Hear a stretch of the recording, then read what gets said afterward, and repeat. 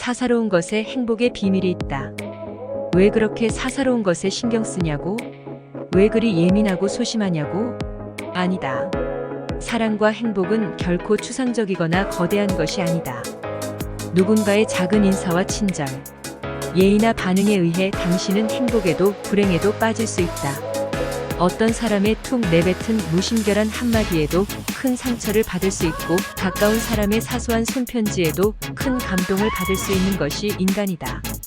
심지어 SNS상의 댓글이나 좋아요 등의 반응에도 기분이 좌지우지 될 수 있는 것이다. 세상에 안 예민한 사람 없고 안 소심한 사람 없다. 그대 사사로운 것에서 사랑받아 행복해지기를. 행복한 결혼은 있다. 흔히 결혼을 미친 짓이라고 한다. 세상에 행복한 결혼은 없는 것일까? 있다.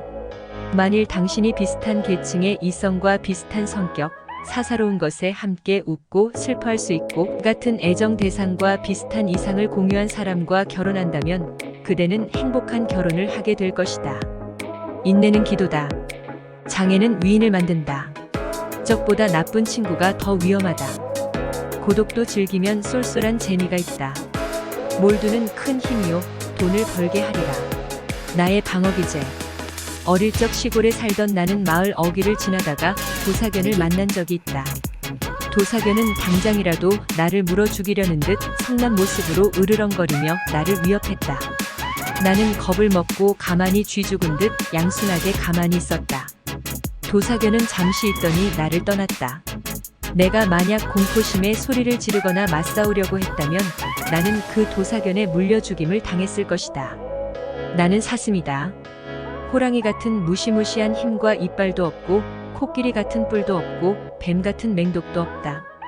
나는 남들이 협박하면 잘못이 없어도 잘못했다 그랬고 무시하거나 이용하려 하면 다 당해주었다. 군대 생활을 할 때도 회사 생활을 할 때도 누명을 당한 적이 있는데 말 한번 하지 못하고 당해준 기억이 난다. 비록 이용당하고 누명당했지만 무엇이 옳고 그른지를 판단하는 자아와 선을 추구하려는 이상만은 잃지 않았다. 나는 싸울 줄 모르는 순한 사슴이기에 오늘도 악한 적을 피해 요리조리 도망치며 살고 있다. 삼류라도 괜찮아. 물고기는 물에서 살아야 하고 산짐승은 산에서, 들짐승은 들에서 살아야 한다. 어떤 일이 지겹고 지루하다면 그건 그것이 당신의 일이 아니기 때문이다. 사람에게도 누구나 자기만의 타고난 재능, 적성의 분야가 있어 그 분야에서 일해야 한다. 사랑과 재능은 속일 수 없다. 자연스럽게 세상에 드러나는 법이다. 인류가 아니라도 괜찮다. 삼류일지라도 생계유지 정도의 돈을 벌 수만 있다면 그 길을 택해야 한다. 삼류라도 괜찮아. 너는 너의 분야에서 일할 때 자신도 가장 즐겁고 남이 보기에도 아름다운 거야. 부디 그대의 미소와 친절이 감정 노동이 아니라 진심이길. 부디 당신의 겸손이 비굴이 아니길. 부디 당신의 나에 대한 칭찬이 립서비스린 마이너스 서버스가 아니길. 부디 그대의 명절 문자가 형식적이거나 가식적인 것이 아니길.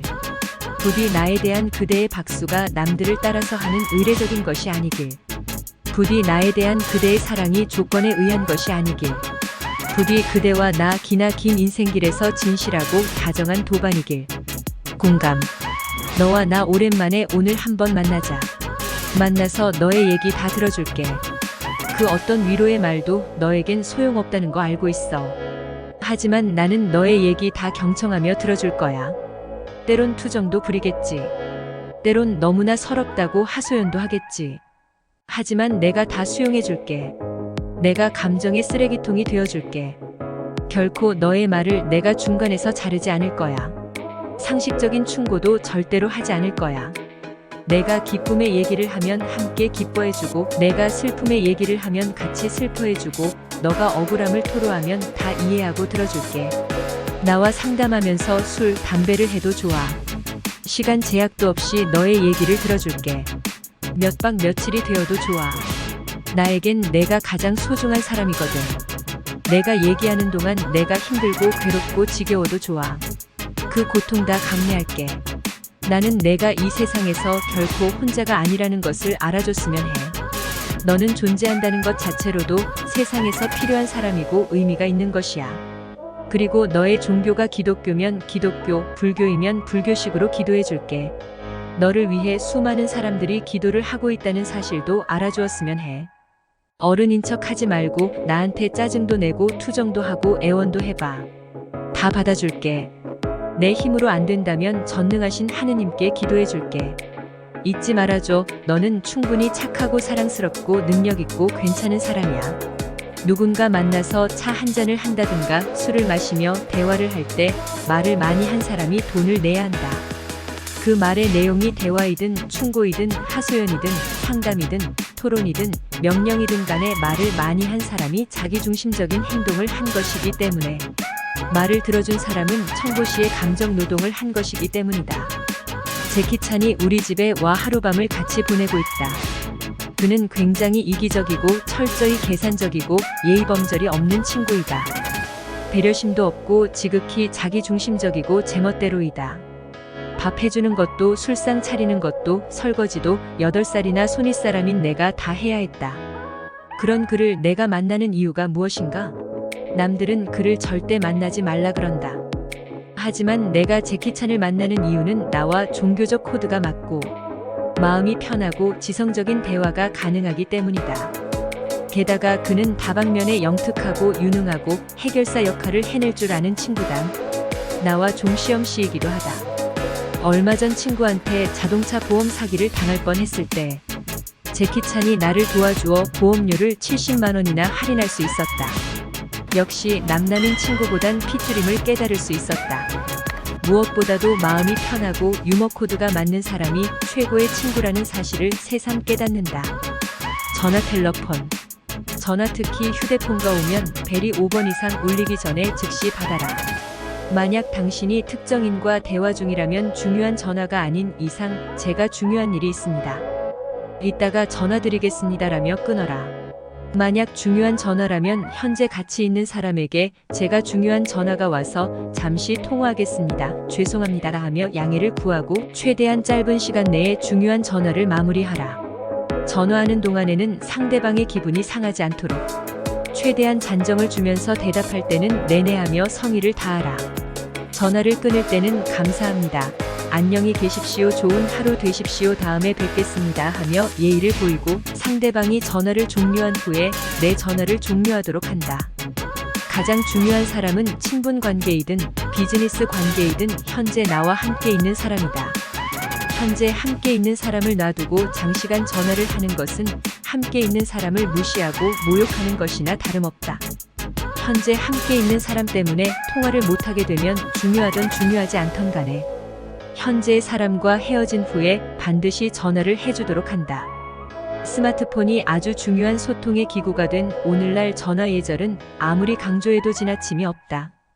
전화 예절은 그 사람의 인품과 됨됨이를 가늠할 수 있는 잣대이다. 부디 신뢰감 있는 전화 예절로 가치 있는 사람이 되시기를. 내가 잘해야 할 사람. 나와 가치관이나 이념, 생각이 다르지만 왠지 편한 사람이 있다. 내 있는 모습 그대로 마음과 영혼의 코드가 맞는 사람.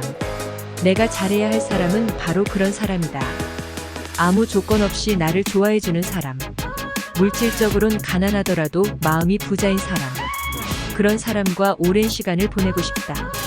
걱정이라는 이름의 모욕의 말을 하는 사람 말고 상대방이 상처받을까봐 말을 조심히 하고 항상 온화한 미소를 짓는 사람.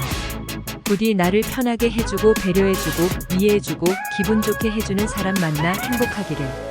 당신은 지독한 마조이스트. 당신은 분명히 어떤 고민이나 고통을 갖고 있다. 그런데 당신의 고민이 해결됐다. 하지만 당신에겐 또 다른 고통이 생겼다. 그 고민은 또다시 해결됐다. 그러나 또 다른 고통이 찾아온다.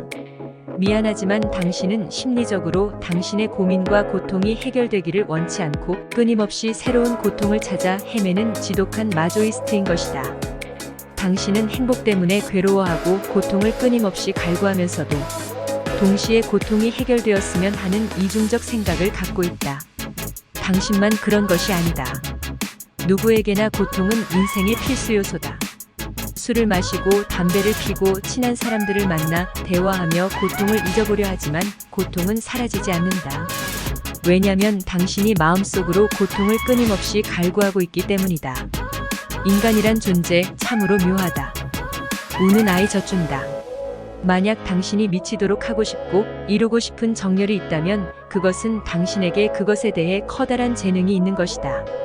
예를 들어 가수가 되고 싶거나 작곡가가 되고 싶다면 부단히 그 분야에 대해 연구하고 노력하고 오디션 등의 응모를 해보아야 한다. 계속 두드리라. 실패했더라고 포기하지 말고 그 실패를 통해 배우고 자신을 업그레이드하라. 당신의 열정은 하늘이 알고 있다. 하늘은 노력하는 자를 돕는다. 인맥을 총동원하고 수단과 방법을 가지지 않는다는 적극적인 마음 자세로 도전한다면 당신의 꿈은 반드시 이루어지게 되어 있다. 자고로 우는 아이 젖주는 법이다. 나는 그것을 너무너무 좋아해.